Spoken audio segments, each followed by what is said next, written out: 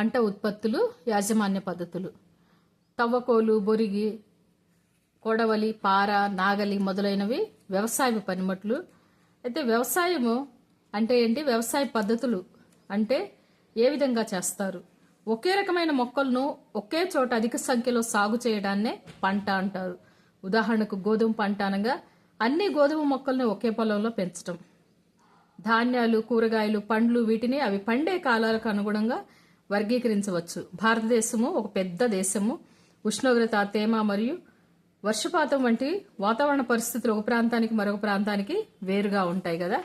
తదనుగుణంగా దేశంలో వివిధ ప్రాంతాల్లో చాలా రకాల పంటలను పండిస్తారు. ఈ వైవిధ్యం ఉన్నప్పటికీ ప్రధానంగా 2 విభాగాలుగా గుర్తించడం జరిగింది. అవి ఖరీఫ్ పంటలు, రబీ పంటలు. ఖరీఫ్ పంటలు అంటే వర్షాకాలంలో పండే పంటలను ఖరీఫ్ పంటలు అంటారు. మన దేశంలో వర్షాకాలం సాధారణంగా జూన్ నుండి సెప్టెంబర్ మధ్యలో ఉంటుంది. వరి, జొన్న, సోయాబీన్, వేరుశెనగ, పత్తి మొదలైనవి ఖరీఫ్ పంటలు. రబీ పంటలు నెక్స్ట్ శీతాకాలంలో అంటే అక్టోబర్ నుండి మార్చి వరకు పండే పంటలను రబీ పంటలు అంటారు.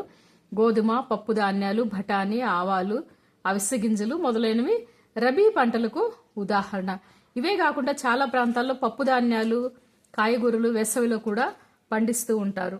అయితే పంట సాగు నిర్దిష్ట కాల వ్యవధిలో రైతులు చేపట్టే అనేక కార్యకలాపాలతో కూడి ఉంటుంది. ఈ కార్యకలాపాలతో పాటు లేదా పనులను వ్యవసాయ పద్ధతులు అని చెప్పేసి అంటారు. ఈ కార్యకలాపాలను లేదా పనులను వ్యవసాయ పద్ధతులు అంటారు. అవి ఏంటంటే 1 నేలను సిద్ధం చేయటం, విత్తనాలను నాటడం.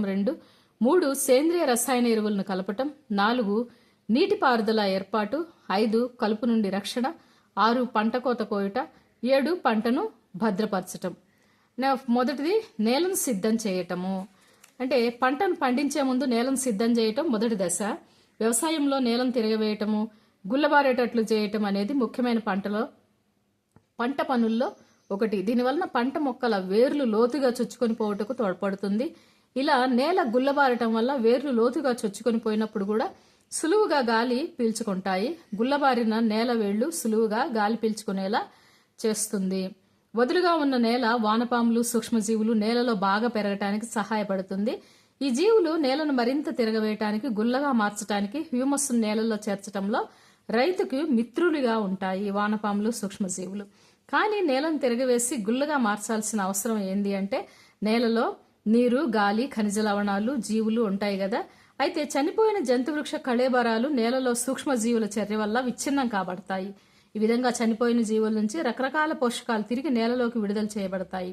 ఈ పోషకాలను మొక్కలు తిరిగి పీల్చుకుంటాయి. కొన్ని సెంటీమీటర్ల వరకు ఉన్న ఉపరితల మృతిక మాత్రమే మొక్కలు పెరగడానికి అనుకూలంగా ఉంటుంది. నేలను తిరగవేయటం, వదులుగా చేయటం వలన పోషకాలు అధికంగా ఉన్న నేల పైకి చేరి మొక్కలు ఉపయోగించుకునే విధంగా చేస్తుంది అన్నమాట. అందువలన నేలను తిరగవేయటం లేదా వదులు చేయటం అనేది పంట సాగులో చాలా ముఖ్యమైనది. నేలను వదులుగా చేసే విధానాన్ని చాళ్లు తీయటం లేదా దున్నటము అంటారు. నేలను వదులుగా చేసే విధానాన్ని చాళ్లు తీయటం లేదా దున్నటము అంటారు. నేలను నాగలితో దున్నుతారు. నాగలి ఇనుము లేదా కలపతో తయారు చేయబడి ఉంటుంది. నేల పొడిగా ఉన్నట్లయితే దున్నే ముందు నేలను తవ్వాలి.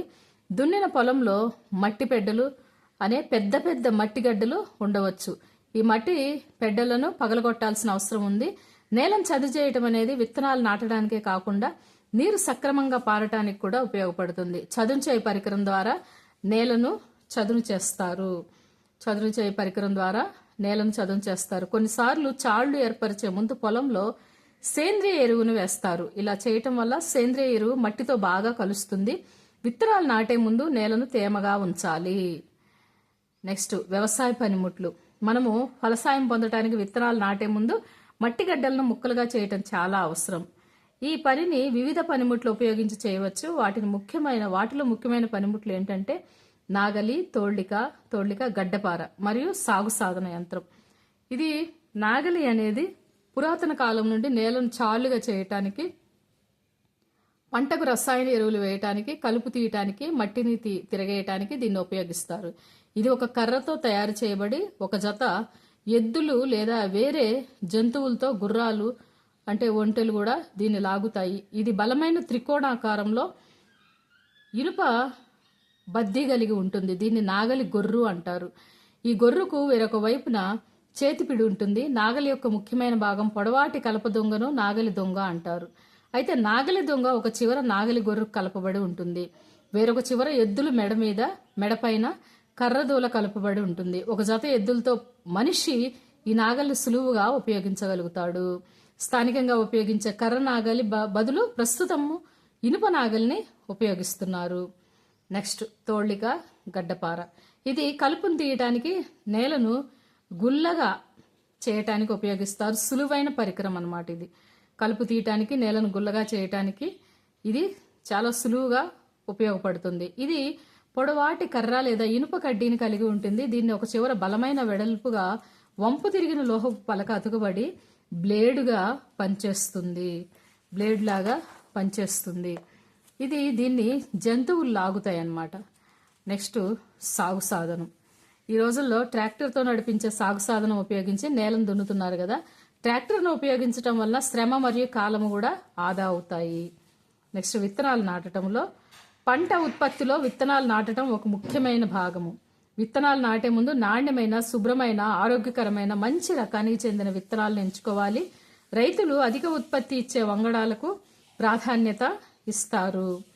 తర్వాత నాసిరకం విత్తనాలు గుల్లగా అయి తేలికగా ఉంటాయి. నాసిరకం విత్తనాలు మంచి విత్తనాలకి మనము వేరు చేయటానికి నాసిరకం విత్తనాలు ఏమవుతాయంటే నీటిలో వేసినప్పుడు విత్తనాలు గుల్లగా అయి పైకి తేలుతాయి. అందువలన వీటిని నీటిపై తేలుతాయి. ఇవి ఆరోగ్యకరమైన విత్తనాలను నాసికర విత్తనాల నుంచి వేరు చేయడానికి ఇది ఒక మంచి పద్ధతి అన్నమాట. నెక్స్ట్ సాంప్రదాయ పనిముట్లు. విత్తనాలు నాటడానికి సాంప్రదాయకంగా ఉపయోగించే సాధనం ఏంటంటే గరాటు ఆకారంలో ఉంటుంది.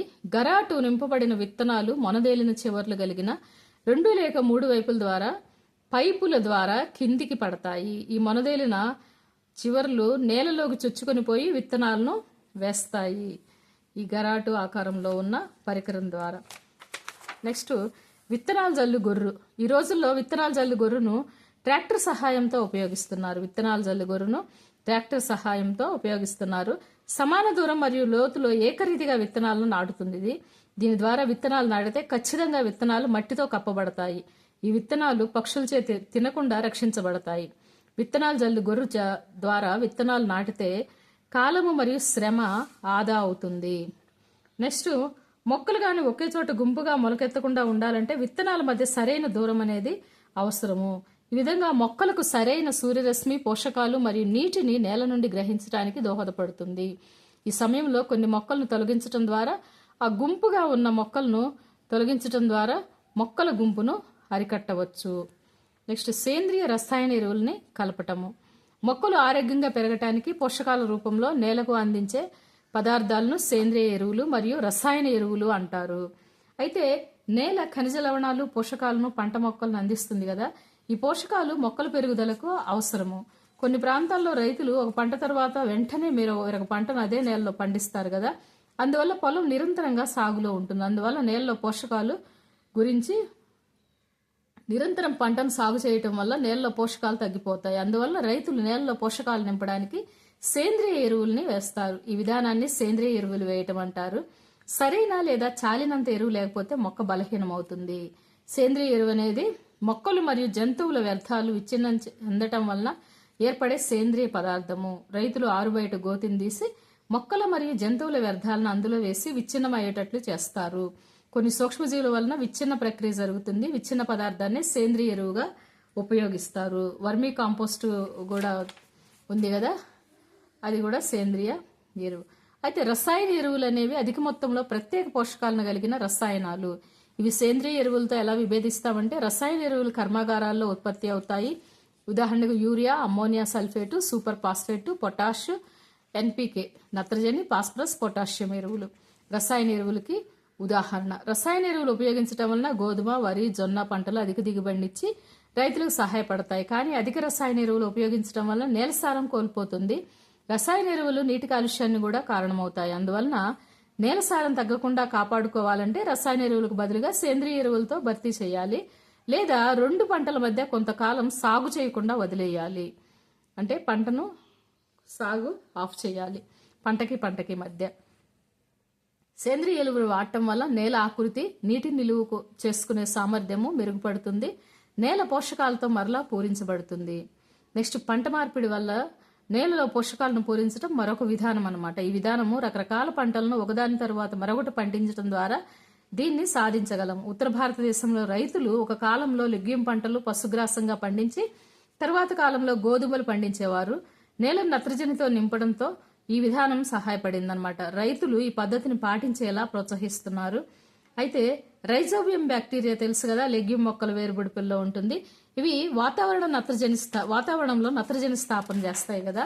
అయితే ఇవి సేంద్రియ ఎరువులు ఇవి సేంద్రియ ఎరువులుగా మనకి పంటల్లో ఉపయోగపడతాయి. సేంద్రియ ఎరువుల యొక్క ఉపయోగాలు ఏంటంటే, సేంద్రియ ఎరువులు రసాయన ఎరువుల కంటే ప్రయోజనకరమైనవి.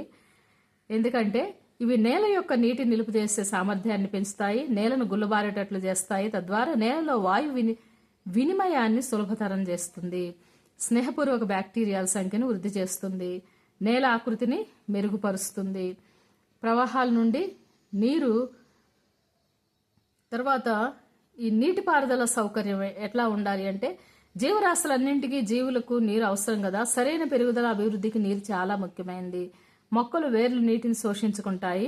నీటితో పాటు ఖనిజ లవణాలు, రసాయన ఎరువులు కూడా శోషించుకుంటాయి. మొక్కలు సుమారు 90% నీటిని కలిగి ఉంటాయి. పొడి పరిస్థితుల్లో విత్తనాలు మొలకెత్తవు కావున విత్తనాలు మొలకెత్తడానికి నీరు చాలా అవసరము. నీటిలో కరిగిన పోషకాలు మొక్కలో అన్ని భాగాలకు రవాణా చెందుతాయి. మంచు మరియు వేడిగాలి ప్రవాహాల నుండి కూడా నీరు పంటను రక్షిస్తుంది. నేలను తేమగా ఉంచి ఆరోగ్యవంతమైన పంటను పండించడానికి పొలాలకు క్రమం తప్పకుండా నీరు పెట్టాలి. నియమిత సమయంలో పంటకు నీటిని అందించడాన్ని నీటి పారుదల అంటారు. పొలానికి ఎప్పుడు ఎంత నీరు అందించాలనేది పంటను, నేలను, ఋతువులను బట్టి మారుతుంది.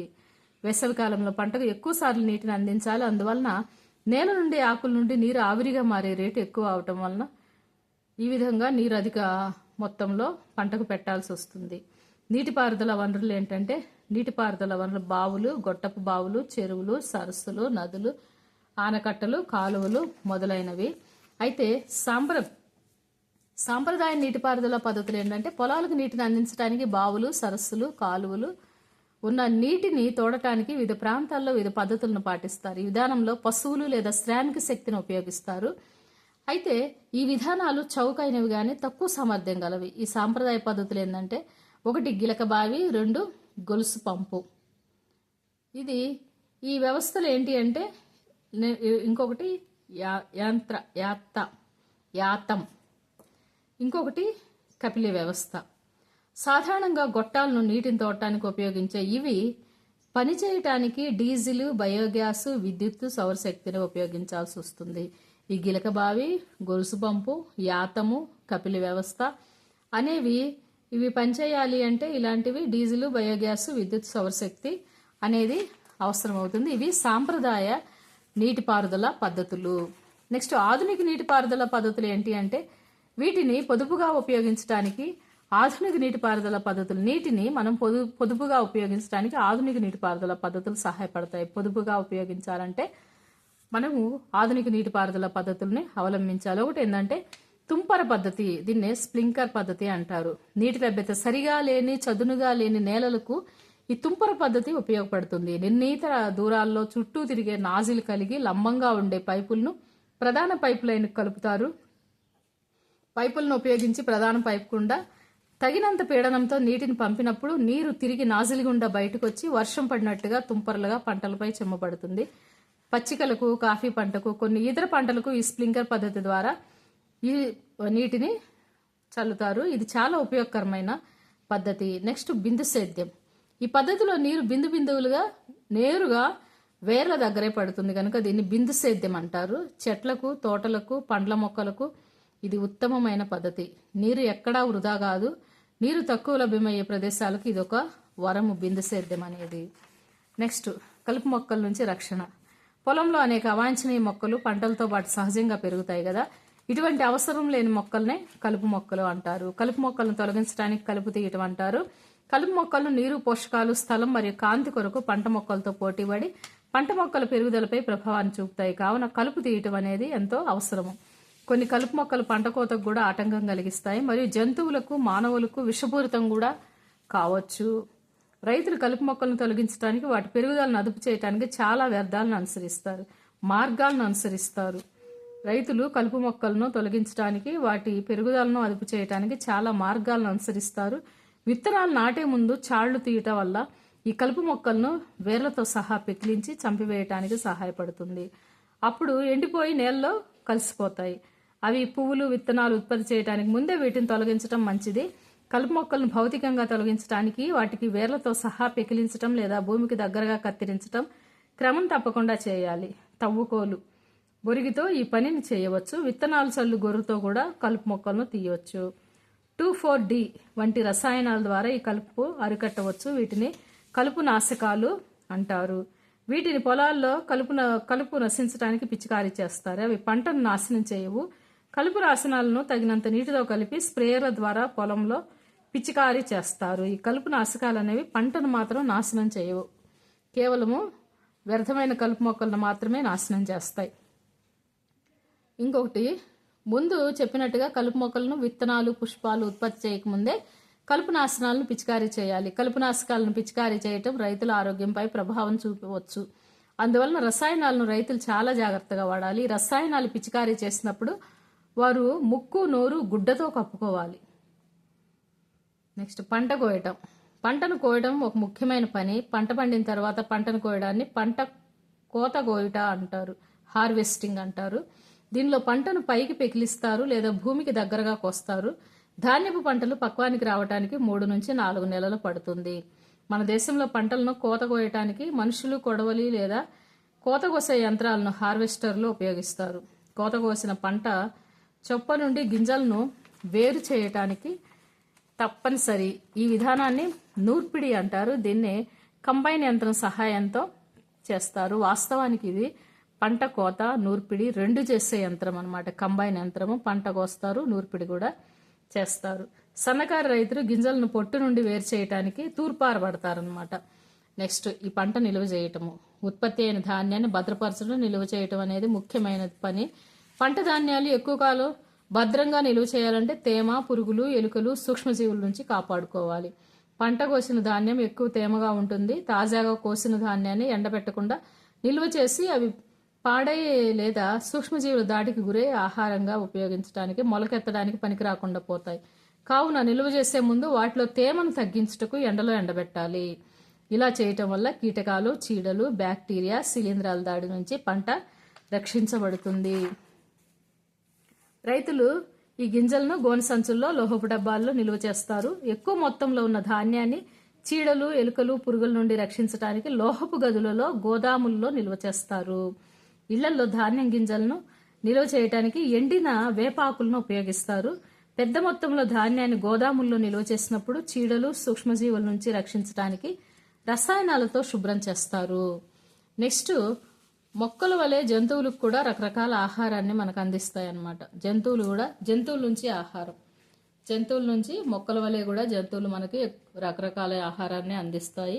తీర ప్రాంత ప్రజలు చేపలను ఎక్కువగా ఆహారంలో తీసుకుంటారు కదా.